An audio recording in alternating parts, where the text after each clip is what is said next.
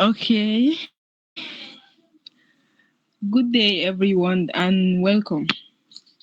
My name is Zainab Sani and I'm excited to be your host for today's Kids and Teens Tech Festival webinar. Can everyone hear me? If you can, please give me a thumbs up reaction.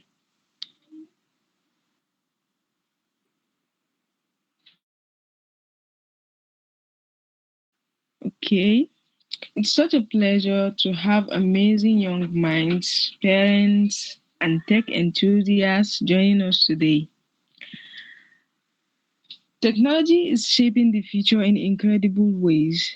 And the exciting thing is that kids and teenagers can start exploring it from now. The Kids and Teens Tech Festival is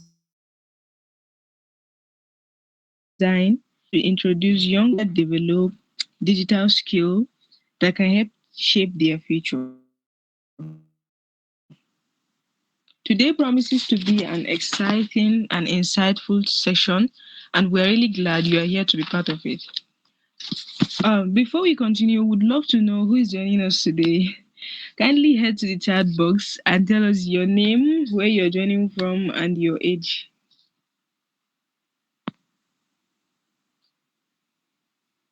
Yeah.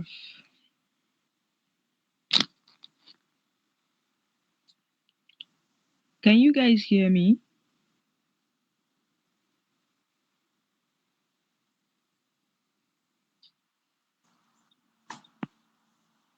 Um, you use our mic. No. Kindly head to the chat box and tell us your name, where you're joining from, and your age.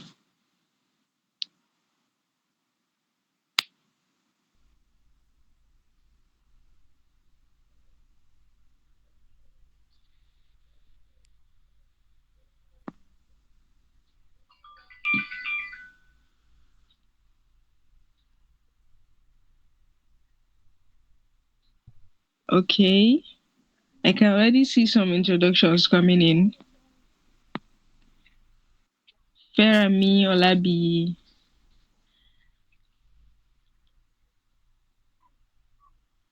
Welcome, Olabi Oluwaferami from Agboa. You're welcome.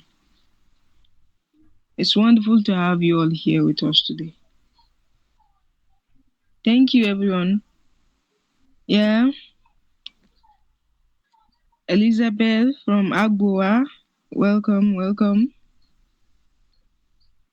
Thank you, everyone, for sharing. It's great to see participants joining from different places.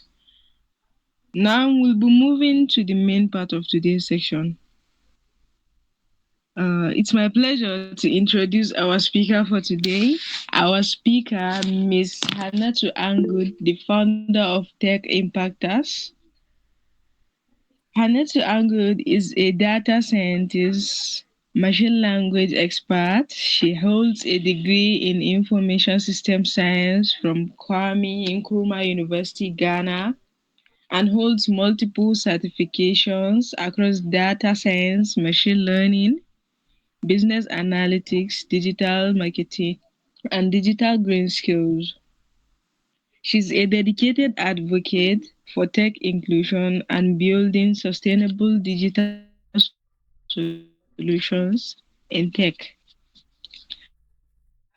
Her passion led to her to found Tech Impactors,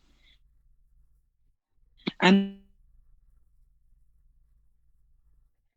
edtech that is actively inspiring and guiding young women and youngsters to explore career opportunities in technology. Please join me in warmly welcoming Ms. Hannah to Angud as she takes us through today's training. Over to you, Ma. Hi, Yusra. Thank you so much for that warm welcome. And hi, everyone on the call. I'm super excited to be here. Are you excited? If you're excited, let me see you react with some emojis.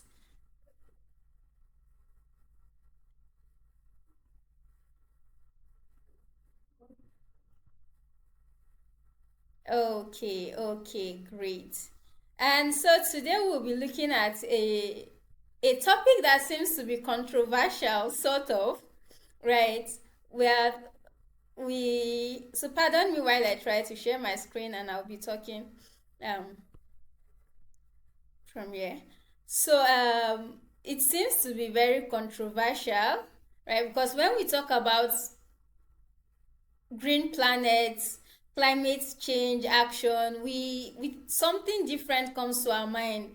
We think of recycling and all of that. But today we want to see how technology actually influences. So we want to see how our digital footprints, how we use technology, and how it influences our planet, right? So let me share my screen and we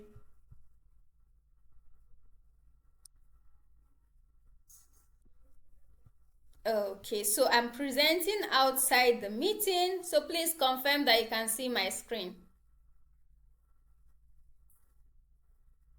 Please, I also need you to unmute and speak so that I can know that you can see my screen. Okay, yeah, I can see it. It's up. Okay, that's fine. So we are looking at digital green skills, and sub net will be looking at how to responsibly use technology to promote climate action. Right. So first we have to know what is digital green skills. And digital green skills is an initiative basically aimed at equipping individuals with skills needed for you to merge your digital technology skills with promoting environmental sustainability. The goal is to reduce greenhouse gas emission and support global efforts to achieve net zero. Now, I'm very sure that a lot of words are sounding strange to you. What is net zero, greenhouse gas emission, global warming, and all of that? We'll get to look at them. What are these? Right. So we see here greenhouse gas are gases that are being emitted into the atmosphere, and that traps the heat from the sun and the warm the earth, right? So it's gases that we generate on daily basis from generators, from factories, from human activities basically. Now I know you're also wondering, what has gases got to do with computer? I just used to press my computer on my phone. Well, how do I generate gas? Right.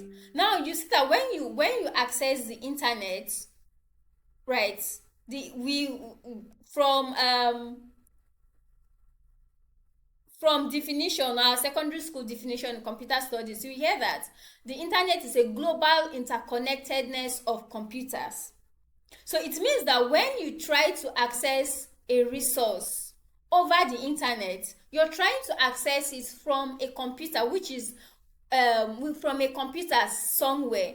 Usually saved, those resources are usually saved in servers, and those servers are being powered, right? Because they have to be powered for you to be able to access it, for it to run, right? And then you see that they are being powered by something, which is electricity, right? And what is the source of that electricity? Oftentimes it's generators, electrical supply, and all of that.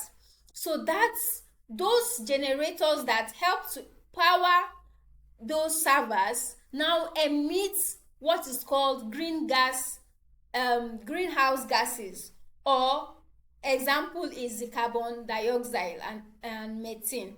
Carbon dioxide and methane is now being emitted into the atmosphere, right? And then you see that it traps the heat from the sun in the earth, so it now becomes like a cloud between the earth and the sun, which now causes more heat in the air, in the planet, right? And you hear oftentimes we talk about something called global warming. So this trapping of heat from the sun on the surface of the earth is what now results to global warming. And then we say the global warming is a gradual increase in the earth's temperature caused mainly by too many greenhouse gases in the atmosphere. So I think I've explained that already when I was talking about the green gases, right? So the air from the heat from the sun is now being trapped on the earth's surface. Instead of it emitting, it's being trapped in the earth's surface, which eventually now leads to heat. And we can see that over time the temperatures keep increasing.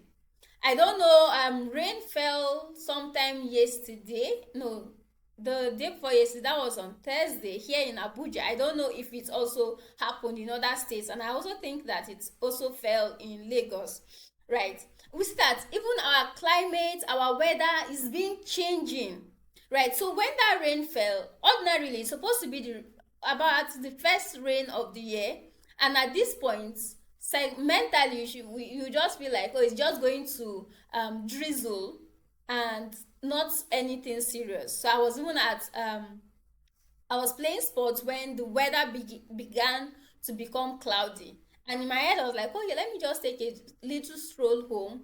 And it's not even going to rain, it's just going to drizzle. But that rain lasted, it was super heavy. So you see that the way our climatic conditions, the way our weathers are now is becoming, it's gradually changing from the abnormal. Usually it have just drizzled and kept drizzle for a couple of times before we begin to experience heavy rainfall. Now the weather and climatic conditions are not even predictable. Why? Because of global warming. And what causes global warming? Greenhouse gases that are being generated on a daily basis, right? Now we also saw a word, sustainability. What is that? Right. So sustainability is basically how you use resources in such a way that it will be useful for you today, and it will also be available still for the people that are coming afterwards, and it will not leave a harmful effect on the earth. Right. So let's read the sentence I wrote here. I said, sustainability is using resources in a way that meets our needs today without harming the environment or reducing what future generations will have. Simple. So when sustainability is basically using anything today with the thought of the people coming after you, and also with the thought of the planet. How is it affecting my planet? How is it going to affect the people coming after me? And so when you're using water, when you're using electricity, when you're using any resource, you think, what is the effect it will have? Am I overusing it? Am I underusing it? You have to be conscious. And now we're also talking about net zero. So a situation where the amount of greenhouse gases released into the atmosphere is balanced by the amount removed, resulting in overall increase. Right? So net zero is basically tackling greenhouse gases. How you ensure that you reduce how green gases are emitted in such a way that the planet becomes more healthier. So net zero is basically reducing the amount of gases, which is carbon dioxide, methane, and any harmful gas that when released into the atmosphere affects the earth. So now, what are the objectives of this hour? What do I intend for you to take away or to have at the end of this training? First, you should develop environmental awareness. So you should be aware of your environment, that every activity you do, how does it affect your environment? You should be environmentally aware. Then also, you should also think of how environmental impacts of digital technologies and how to minimize these impacts through sustainable practices. So you think of how you can use, when you're using your computers, when you're using your phone, how can you use it in a way that is less harmful to the planet. And then you also have to enhance digital skills for sustainability. So how do you use digital skills in a way that it promotes sustainability, that is useful for you today and it's also going to be useful for the people coming after you? And you will use digital tools to solve environmental problems. So you have to add, you also have to know, how do you use digital tools to solve environmental problems, such as reducing energy consumption? How do you use your devices in such a way that you reduce energy consumption, right? And then add, overall, you should also be motivated to pursue careers in the green economy, including roles in renewable energy, sustainable design, and environmental data analysis. So these are career paths that you should eventually aspire to. What is renewable energy? Right? Renewable energies are basically energies that are generated without causing effects to the global environment, such as solar energy, right? And so you maximize solar energy, wind energy, you maximize those sources of energy, right, to ensure global health. Now we are looking at traditional ways of tackling. What were the traditional ways of tackling global warming? Right. Before now, um, when you hear of global warming,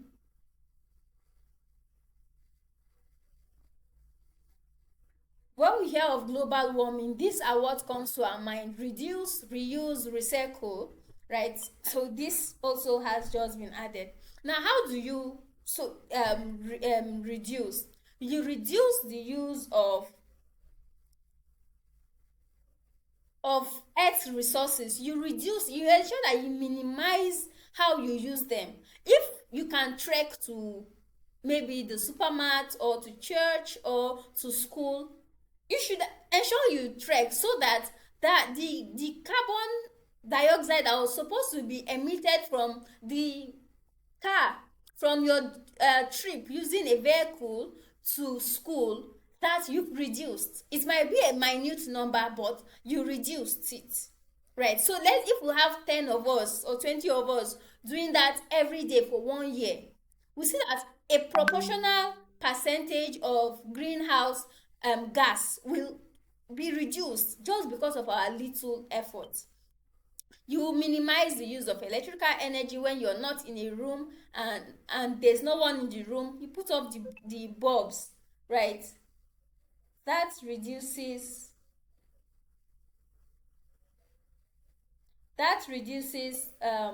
greenhouse gas and all of this. So we have the reduce, reuse, recycle, and you refuse to cut down plants, right? Yeah. Then we move to how to be digitally green efficient. So this is where we are even focusing on how to use our digital resources in such a way that we promote sustainability.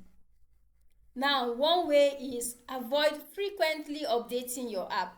Remember that I said that the server is where you're getting resource from is being powered by electrical devices, right? Either a generator or something, and those promote carbon emission. Now, even when you frequently updating your applications, it kind of makes your device device battery run down quicker, which means that you use more electrical energy to be charging frequently, and that is also leading to green gas effects, right? So you minimize.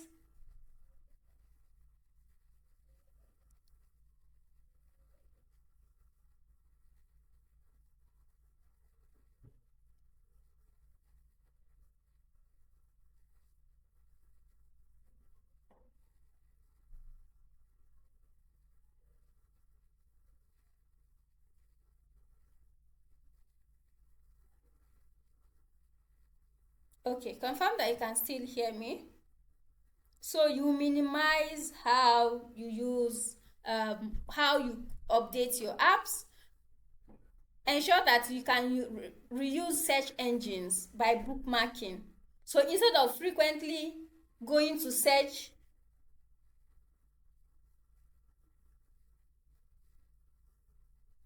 please confirm that you can hear me.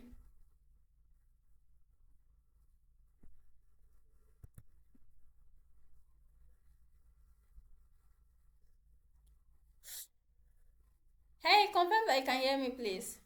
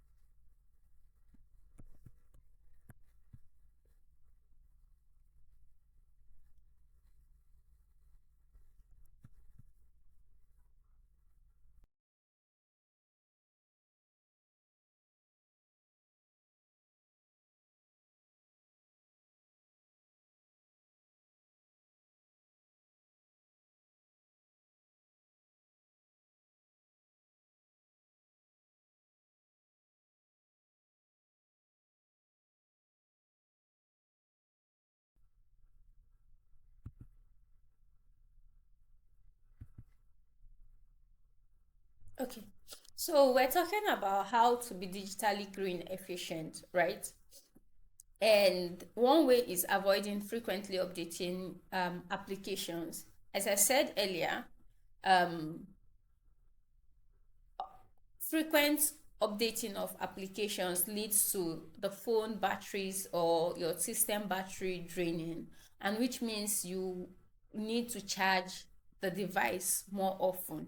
Now this means that you also need to use source of power generation, right, more frequently, right? And so whatever your source of power is, especially if it is not a renewable source of energy, you see that you now eventually lead to green gas emissions, whether through electric electricity power supply or generators, or any source of power that is not renewable energy, right? It now eventually gets to make you use more because you charge more, right? Even if it is renewable energy you're using, remember that the goal is to use whatever earth resources consciously in such a way that you are able to preserve for the future generation and not overuse, right? So we also look at reusing search engine by bookmarking the pages. So we spoke earlier that when you're accessing any resource over the internet, you are definitely going to be accessing it from other devices, usually. So these resources are usually saved in server, and these server houses are usually being powered, right?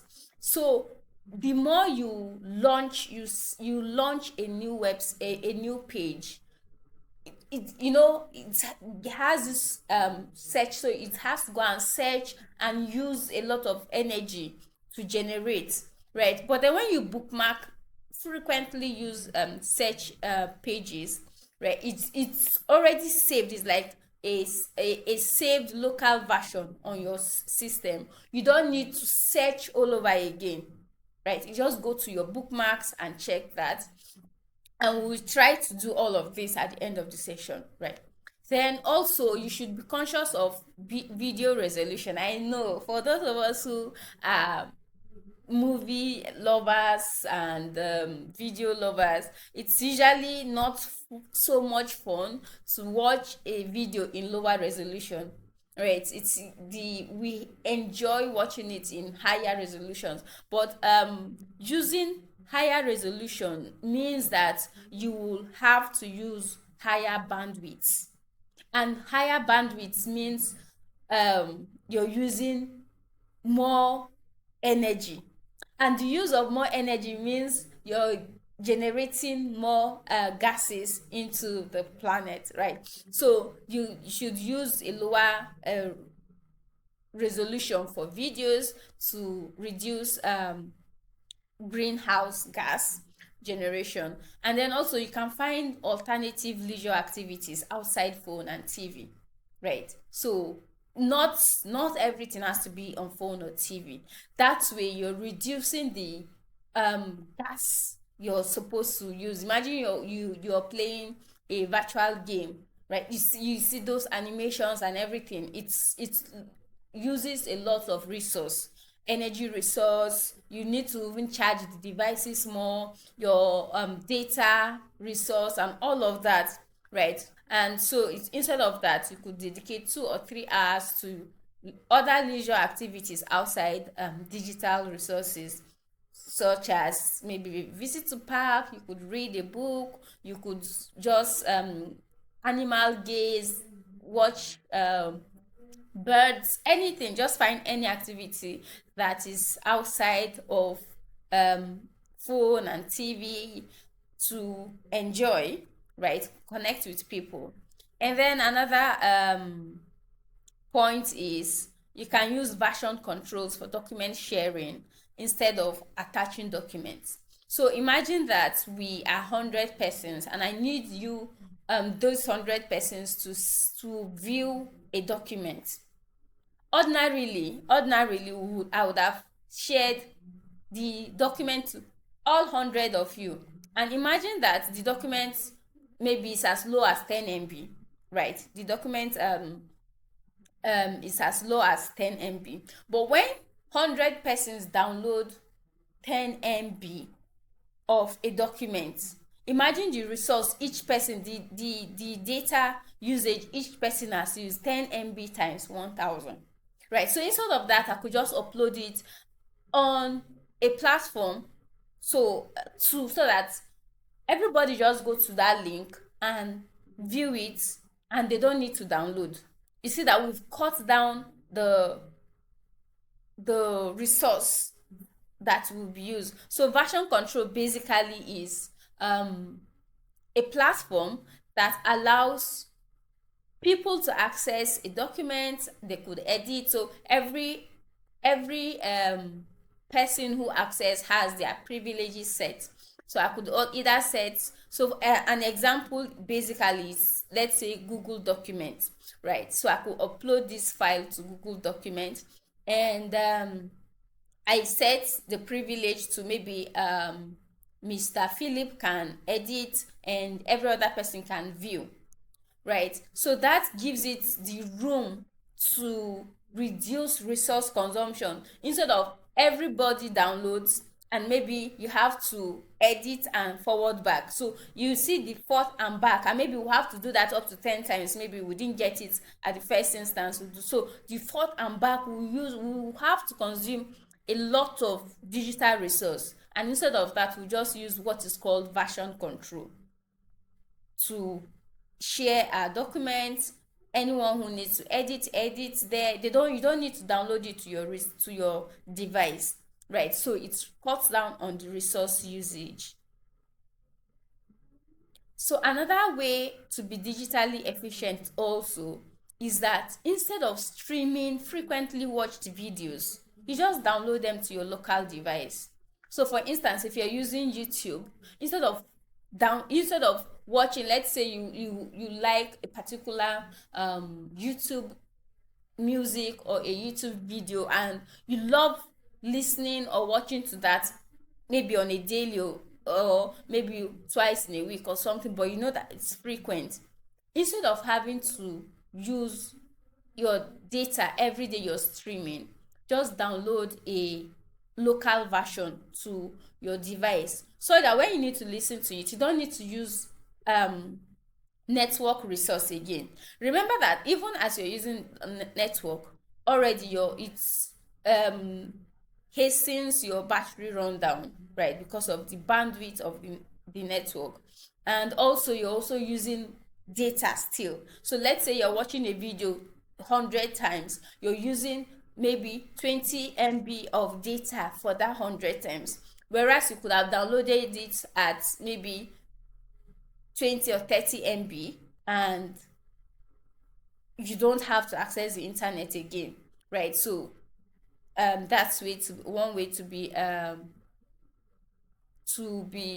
digitally efficient. Another way is ensure to reduce your cloud storage. So delete unnecessary documents. Remember that these documents are saved somewhere on a server, and because you need to be able to access it, right, the server has to keep running, because there's no you need to access it 24 hours, right, at any time of the day, right? So the server needs to keep running over and over and over again, and which means more storage, and the heavier the storage, of course, the more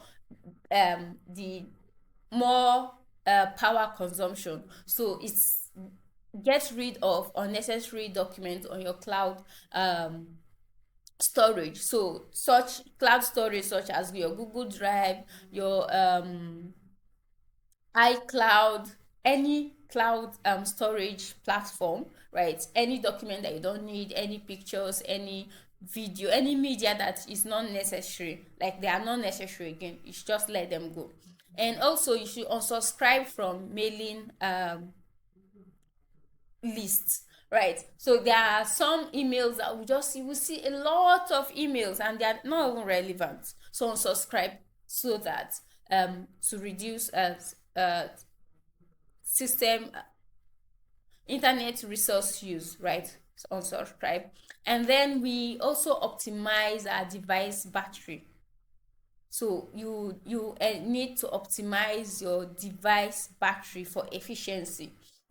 Now remember that we're talking about energy consumption and all of that, right? So when the less you need to charge your device, the lesser you need electric to use electricity. And remember that we're looking at sustainability and awareness, how to use resource in such a way that we promote sustainability. So we're reducing how we use energy resource, fuel, whatever we're using, we're ensuring that we're reducing it, so that we're minimizing the how often we use, so that we're not abusing it, right? So let's go through how we can optimize our system battery use, set it to be efficient.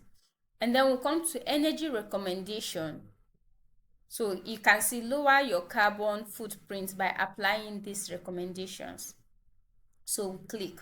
Now these are options to select. Now I refuse to turn my system to dark mode because, okay, so I've applied all, and you see this is the so let's look at it one after the other. So you see these are this is what it does. It will turn off my screensaver. save power by optimizing screen contrast and brightness for the content. So it will reduce screen brightness. Turn off screen after 3 minutes. If you're not using the system, you should turn it off after 3 minutes. Put your device off after 10 minutes. So all this will help conserve your battery space so that it doesn't run down quickly. And this implies that you will not need to often charge your device. And of course, this also means that you're consciously minimizing the use of earth resource, whether it is solar power, electrical power, whatever power. You're consciously conserving the source of your energy supply with the intention that with the intention to ensure that you judiciously use the resource, and also have some for the future generation, and also you're not inflicting injury to the planet, right? So this is how you can optimize your battery.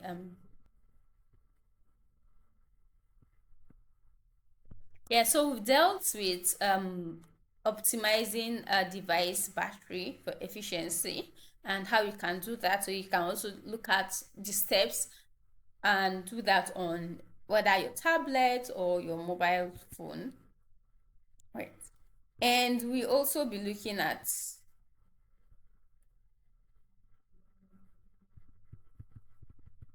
we will also be looking at, okay, you've learned this, how can you apply them in your daily life? What careers can you aspire to pursue with these digital skills, digital green skills you've learned, right? So these are some ways you can apply these skills you've learned into a career proficiency.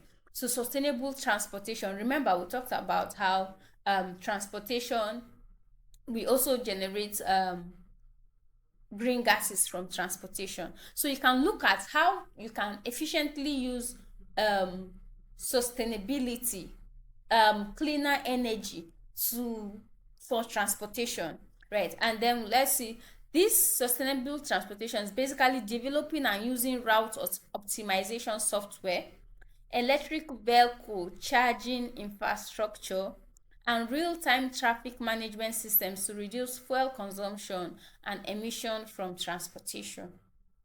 Now, so of course, when you're looking at sustainable transportation, you're looking at how to reduce your trip such a way that you're taking the shortest routes. You're looking at how to be conscious of traffic and developing, so you can look at developing mobile apps or applications or systems that help people manage, can see real-time traffic management, and they will reduce they will not use that route. That also, remember that the more you stay in traffic, the engine keeps running, the gas keeps burning, and of course the residue is emitted into the air, right? So you can look at how to reduce this, building a software or an application. You can look at how you can develop electric cars in such a way that we're not burning carbon dioxide through fossil fuels, right? You can also look at how to use solar powered vehicles, right? So even as using electric vehicles are not as efficient, right? So we can also look at how to power using solar energy, wind energy, right, to reduce the use of fuel, and also to reduce carbon dioxide emission into the earth. And then we also look at circular economy. So this basically utilizing digital platforms to facilitate sharing, reuse, and recycling of products and materials. This will help reduce waste and promote resource efficiency. So one of such platforms is EcoBata in Nigeria. What they do is they have a mobile device where you can log in and sell recyclable products such as pet bottles, cans, whatever. Now they are using, they are leveraging